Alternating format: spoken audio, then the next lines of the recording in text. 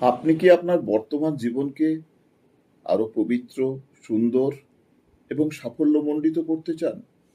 তাহলে আর দেরি না করে আজকেই বিশ্ববন্দিত জাপানি গবেষক ও পণ্ডিত এবং বিশ্বের রেইকি চিকিৎসার জনক ডক্টর মিকা উসুই তার 5টি সিদ্ধান্ত মন দিয়ে প্রতিদিন উচ্চারণ করুন এবং আপনার জীবনে চমকপ্রদ পরিবর্তন লক্ষ্য করুন। সিদ্ধান্ত 1, শুধুমাত্র আজকের জন্য আমি রাগান্বিত হব না।